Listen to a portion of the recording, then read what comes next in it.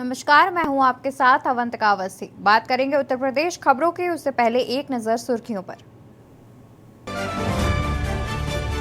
UP में रौद्र रूप में आई गंगा यमुना, खतरे के निशान के करीब पहुंची नदियां। बागपत बिजनौर के गांवों में घुसा पानी।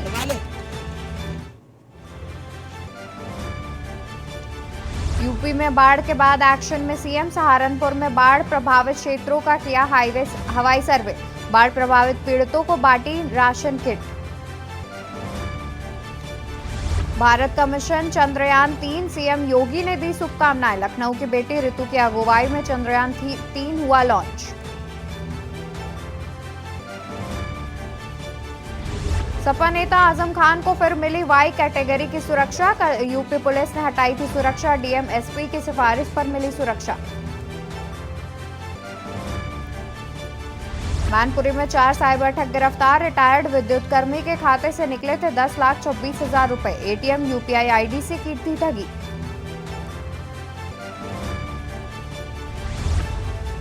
बस्ती में डीजे की जानलेवा आवाज, तेज आवाज से शिव भक्त को पड़ा हार्ट अटैक। तय मानक से ज्यादा आवाज की धमक से गई जान।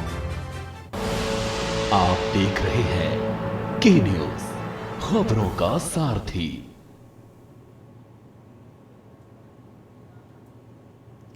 खबरों में आगे बढ़ेंगे। इसी बीच बात करेंगे रक्षा मंत्री राजनाथ सिंह के दौरे पर।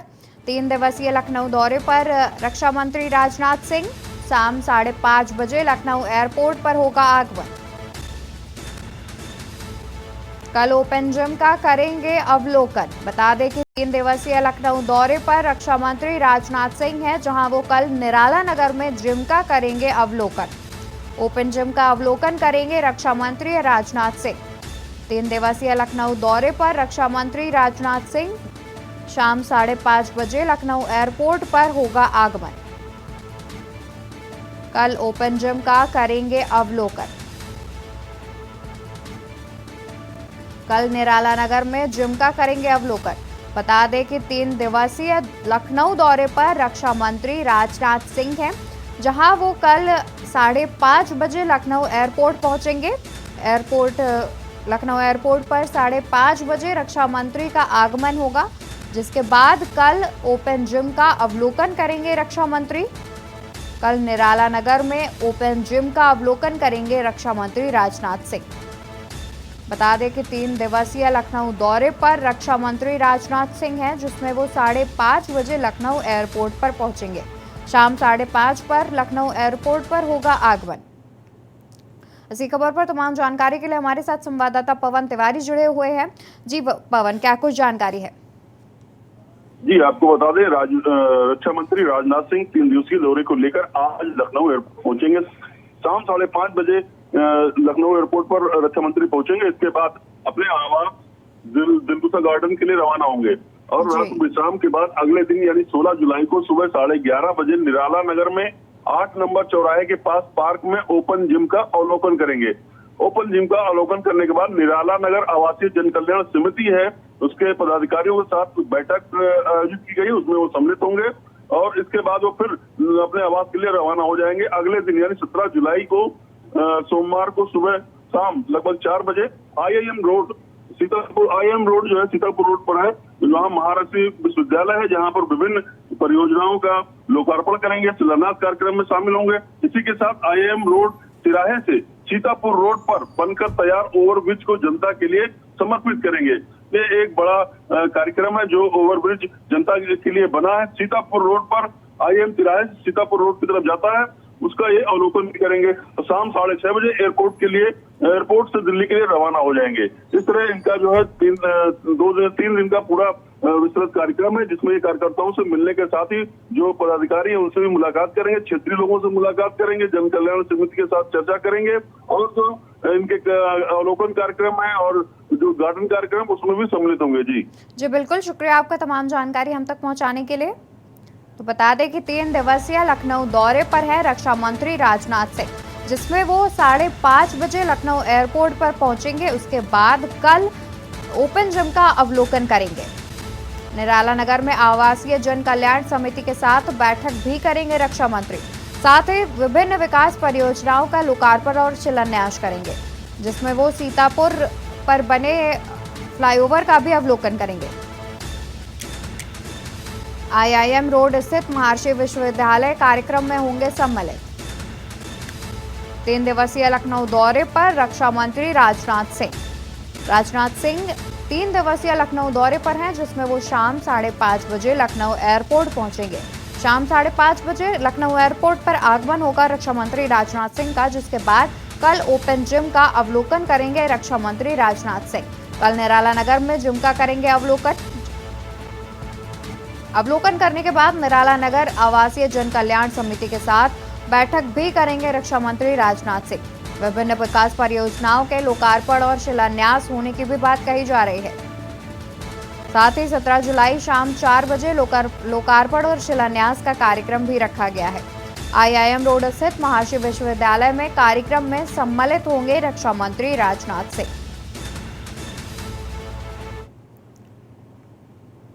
खबरों में आगे बढ़ेंगे और बात करेंगे सहारनपुर की, जहां बाढ़ की विभीषिका से जूझ रहे पश्चिमी उत्तर प्रदेश के सहारनपुर का मुख्यमंत्री योगी आदित्यनाथ ने हवाई निरीक्षण किया, जहां पर सहारनपुर पहुंचे मुख्यमंत्री योगी आदित्यनाथ ने चिलकाना इलाके के साथ साथ नकुड़ व शहरी इलाकों की बाढ़ ग्रस्त कॉलोनियों का पहले तो हवाई निरीक्षण किया और उसके बाद कई जगह बने राहत शिविरों में पहुंचे। वहां पहुंचकर बाढ़ पीड़ित लोगों से बातचीत की और उनको राहत सामग्री भी वितरित की। इसके बाद मुख्यमंत्री सहारनपुर पुलिस लाइन पहुंचे और वहां पर जनप्रतिनिधियों के साथ साथ आला अधिकारियों के साथ समीक्षा बैठक की, साथ ही उनको आवश्यक दिशा निर्देश दिए। जिसके बाद बैठक के बाद मुख्यमंत्री ने पुलिस लाइन में ही मीडिया के साथ बात करके बताया कि जिन लोगों की मौत इस आपदा में हुई है उनके परिवार को 4-4 लाख रुपए का मुआवजा दिया जाएगा। साथ ही जिन किसानों की फसल बाढ़ से बर्बाद हुई है उसका भी आकलन कराया जा रहा है और उन किसानों को भी उचित मुआवजा सरकार की तरफ से दिया जाएगा।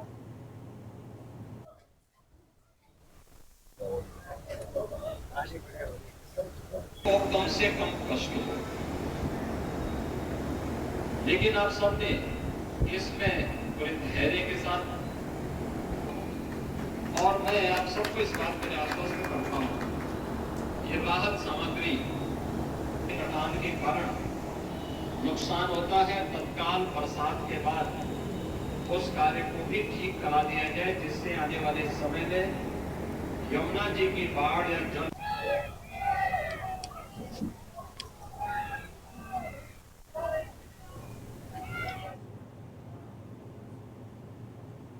कन्नौज में गंगा नदी का जलस्तर लगातार बढ़ता जा रहा है, जिससे नदी किनारे बसे एक गांव की पुलिया डूबने की कगार पर है। ग्रामीणों को सुरक्षित निकालने के लिए प्रशासन ने नाव तैनात कर दी है। कन्नौज डीएम ने बाढ़ से निपटने की जिम्मेदारी एडीएम, एसडीएम, तहसीलदार सहित कई विभागों को सौंपी है। डीएम ने बाढ़ आपदा राहत टीम के साथ गंगा के किनारे बसे गांवों का जायजा लिया। उन्होंने आपदा टीमों को अलर्ट मोड पर रहने के निर्देश दिए। डीएम ने बताया कि आसपास के 2 दर्जन से अधिक गांवों को हाई अलर्ट की श्रेणी में रखा गया है। बता दें कि डीएम ने एडीएम, एसडीएम और तहसीलदार के साथ कासिमपुर गांव का निरीक्षण किया। डीएम ने ग्रामीणों को समस्या होने पर हर संभव मदद का भरोसा दिलाया है।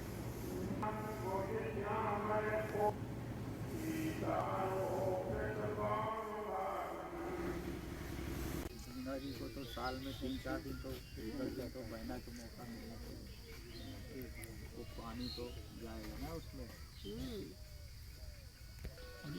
ज़्यादातर लोग सर उधर ही चले जाएंगे सर। हाँ वहीं चले वहाँ ऊपर है।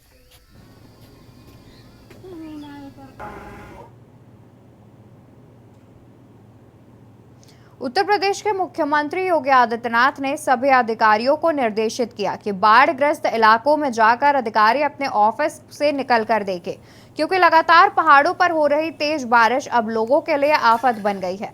बिजनौर बैराज से रोज पानी छोड़ा जा रहा है। गंगा नदी उफान पर है। 5 गांवों में घुसा पानी। खाने पीने के लिए ग्रामीण तरस रहे हैं। इंसानों के साथ साथ पशु भी चारे के लिए परेशान है। प्रशासन से सुरक्षित जगह पहुंचने की मांग कर रहे हैं और अभी तक कोई प्रशासनिक अधिकारी नहीं पहुंचा है। आपको बता दें, उत्तर प्रदेश के अमरोहा जनपद की धानोरा तहसील में आने वाले गांव में बाढ़ का पानी घुस गया और पानी ने पूरी तरह इन गांवों को अपनी चपेट में ले लिया है। गांवों के ग्रामीणों का जीवन बद से बदहाल हो गया, क्योंकि जैसे जैसे बिजनौर बैराज से पानी छोड़ा जाएगा इनकी हालत और भी बदतर होती चली जाएगी। यह गांव के ग्रामीणों में दहशत का माहौल साफ देखा जा सकता है। साथ ही ग्रामीणों को खाने पीने में भी काफी परेशानी का सामना करना पड़ रहा है और ग्रामीण प्रशासन से भी गुहार लगा रहे हैं।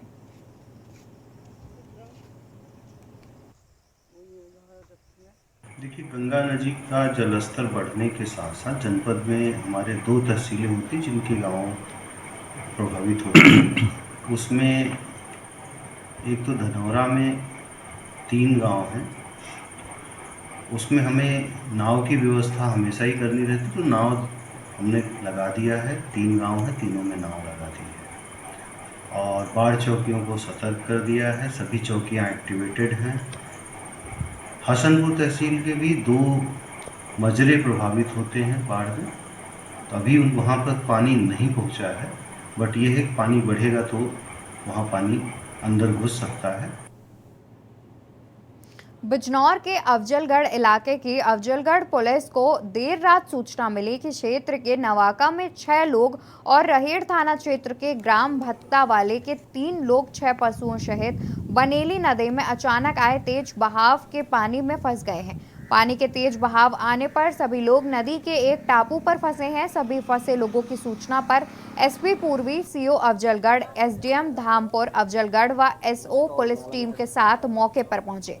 भारी मात्रा में तेज रफ्तार से आ रहे पानी की धार को रोकने के लिए एसडीएम सिंचाई विभाग के अफसरों से संपर्क कर पीली डैम का पानी बंद कराया। पुलिस की टीम ने गांव वालों की मदद से रस्सियों व डंडों के सहारे करीब 3 घंटे की कड़ी मशक्कत के बाद रेस्क्यू ऑपरेशन के बाद 8 पुरुष, 1 महिला व उनके 6 पशुओं को सकुशल नदी से बाहर निकाल लिया है। नदी में तेज आए बहाव को लेकर पुलिस की टीम ने ग्रामीणों को सतर्क व सुरक्षित रहने के लिए माइक से अनाउंस कर जागरूक किया है।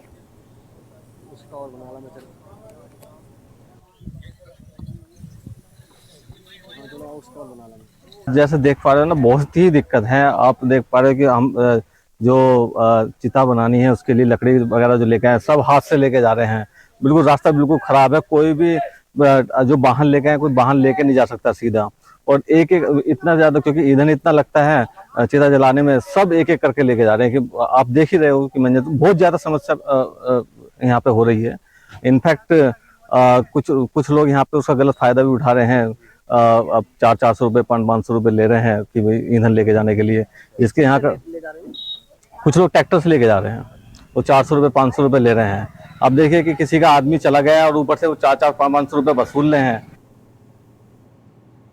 खबर अलीगढ़ के थाना गोंडा से है, जहां एक युवक अपने दुकान पर बैठा हुआ था कि तभी अचानक कुछ युवकों द्वारा ताबड़तोड़ फायरिंग की गई, जिसमें युवक को कई गोलियां लगी। बताया जा रहा है पुराने रंजिश के चलते घटना को अंजाम दिया गया। आरोपी वारदात को अंजाम देकर मौके से फरार हो गए। घटना की जानकारी स्थानीय पुलिस को मिलने पर पहुंची पुलिस घायल युवक को इलाज के लिए जिला अस्पताल ले गई, जहाँ डॉक्टर ने उसे मृत घोषित कर दिया, जिसके बाद पुलिस द्वारा शव को कब्जे में लेकर पोस्टमार्टम के लिए भेज दिया गया। मृतक के भाई ने जानकारी देते हुए बताया कि गोंडा में मेरे भाई के ऊपर हमला किया गया। वो अपने दुकान पर था कि तभी 10 से 15 लोगों ने आकर ताबड़तोड़ गोलियां चलाई, जिससे भाई की मौत हो गई। वहीं पुलिस अधीक्षक ग्रामीण पलाश बंसल ने जानकारी देते हुए बताया कि गोंडा थाने से सूचना प्राप्त हुई थी कि पारिवारिक रंजिश के चलते गोली मारी गई है। जो भी तथ्य निकलकर सामने आएंगे उसी के आधार पर कार्रवाई की जाएगी।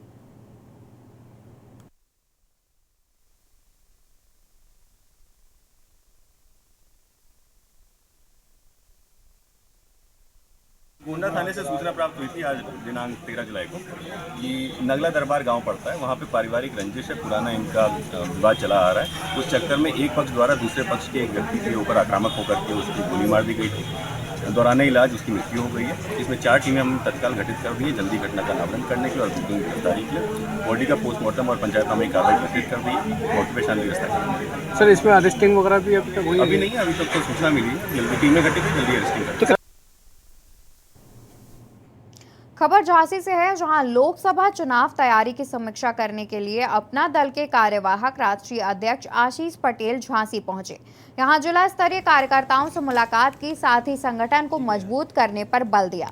इस दौरान बताया कि आगामी लोकसभा चुनाव में जहां से अपना दल के उम्मीदवार खड़े होंगे उनको विजयी बनाना है। साथ ही भारतीय जनता पार्टी के उम्मीदवार जिस जिस जगह से पर्चा भरेंगे उनको वहां सपोर्ट भी करना है। देखिए, यहाँ पर मैं आज झांसी में आया था। मैं प्राविधिक शिक्षा मंत्री हूँ, तो झांसी पे Bundelkhand institute of engineering and technology के छात्रों के साथ एक मैं संवाद करना, नया सत्र प्रारंभ हो रहा है और उनके साथ संवाद करके और जो इंस्टीट्यूट की थोड़ी बहुत समस्याएं हैं उनको शासन स्तर से कहाँ ठीक किया जा सकता है, उस विषय पे एक तो मैं बात करूँगा जा कर के संस्थान पर। दूसरा जो सबसे महत्वपूर्ण विषय है कि झांसी मंडल के सभी जिला स्तरीय, राष्ट्रीय और प्रदेश पदाधिकारी हैं, उनके साथ एक बैठक करके मैंने संगठनात्मक समीक्षा, जहां कुछ संगठन में चेंज करने की ज़रूरत है या वो है, उस पर एक फीडबैक लिया है। यहाँ रुकेंगे एक छोटे से ब्रेक के लिए। ब्रेक के बाद जल्द हाजिर होंगे अन्य खबरों के साथ। आप देख रहे हैं के न्यूज़, खबरों का सारथी। ब्रेक से वापस आ गए हैं। रुक करते हैं खबरों का, जहां खबर अमरोहा से है, जहां इन दिनों शिवरात्रि को लेकर सैकड़ों शिव भक्त हरिद्वार से गंगा जल लेकर अपने अपने मंजिल के लिए जा रहे हैं, जिसे देखते हुए अमरोहा के डीएम राजेश कुमार त्यागी और एसपी आदित्य लांघे ने जिले के कई अलग अलग स्थानों पर शिव भक्तों पर पुष्प वर्षा की। साथ ही शिव भक्तों से उनका हाल जाना और उन्हें जलपान कराकर उनकी मंजिल के लिए रवाना किया। बता दें कि कांवड़ यात्रा को सकुशल संपन्न कराने के लिए अमरोहा डीएम एसपी दिन रात सड़कों पर उतरे हुए हैं। साथ ही कांवड़ यात्रा के मद्देनजर जिले में दोनों अधिकारी खुद मॉनिटरिंग कर रहे हैं।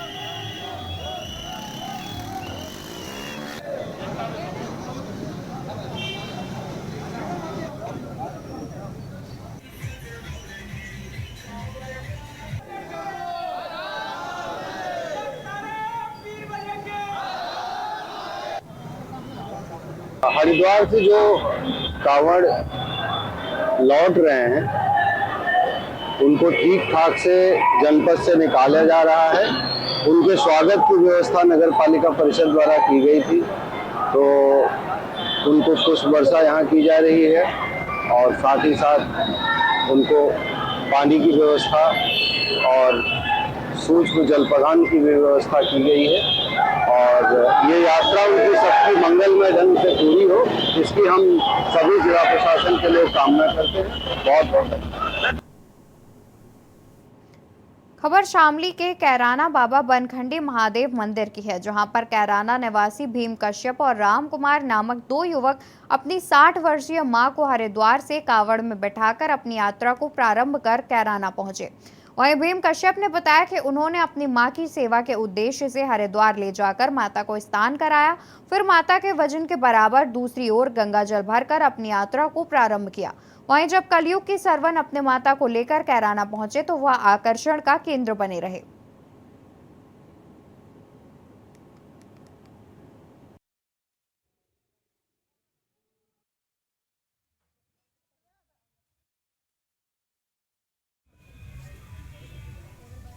अपनी माँ को हम गंगा जी नहा के लगा, खुशी थी हमारे लिए। अच्छा। सेवा करने की मतलब। अच्छा, इसलिए लाए थे हम मम्मी जी को नहाने के। क्या नाम है माता जी का? सम्मो।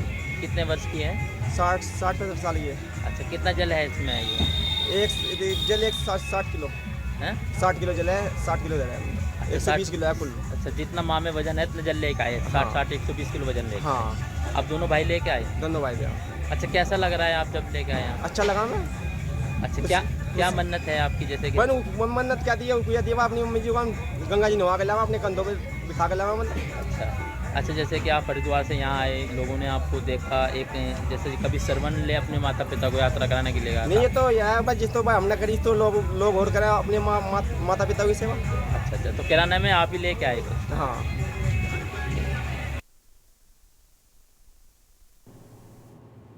बाराबंकी जिले में हॉस्पिटल चला रहे डॉक्टर ने एक व्यक्ति पर अवैध असलहा लेकर गाली गलौज और जान से मारने की धमकी का आरोप लगाया। पीड़ित डॉक्टर का कहना है कि दबंग व्यक्ति कई दिनों से देर रात अस्पताल में अवैध असलहा लेकर आता है और वह डॉक्टर और स्टाफ को भद्दी भद्दी गालियां देते हुए जान से मारने की धमकी देता है। यह पूरा मामला अस्पताल के लगे सीसीटीवी कैमरे में भी कैद हुआ है। सीसीटीवी फुटेज में देखा जा सकता है कि दबंग व्यक्ति हाथ में अवैध रिवॉल्वर लिए इलाज कराने पहुंचा, जिसके बाद वह डॉक्टर और स्टाफ के साथ गाली गलौज कर रहा है। घटना के बाद अस्पताल में भय का माहौल है। पीड़ित डॉक्टर ने स्थानीय थाने पर तहरीर देते हुए दबंग पर कार्रवाई की मांग की है।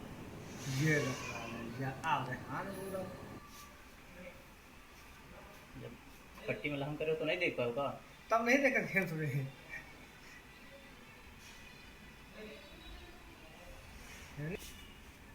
इसके रिमोट कहाँ है? ठीक है, यही क्या अंकल जी, क्या नाम है आपका?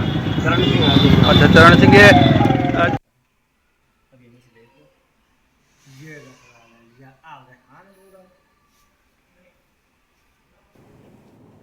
श्रावण मास में भगवान शिव के एक से बढ़कर एक भक्त सामने आ रहे हैं, जो अपनी मनोकामना पूरी करने के लिए हरिद्वार से अपनी इच्छा अनुसार कावड़ के साथ गंगा जल ला रहे हैं। वहीं शामली जनपद के कैराना क्षेत्र के रहने वाले भाई अपने मां बाप को कंधे पर बैठाकर हरिद्वार से शामली पहुंचे। शामली जनपद के थाना कैराना क्षेत्र के रहने वाले दो भाइयों ने भगवान शिव की कावड़ के रूप में हरिद्वार से अपने मां बाप को लाना उचित समझा, जिसके चलते दोनों भाई हरिद्वार से कावड़ के रूप में अपने मां बाप को अपने कंधों पर बैठाकर गंगा जल लेकर शामली पहुंचे। वहीं कुछ दिन पहले भी ऐसी ही एक शिव भक्त एक तरफ अपनी मां को बैठाकर और दूसरी तरफ गंगा जल लेकर शामली पहुंचा था।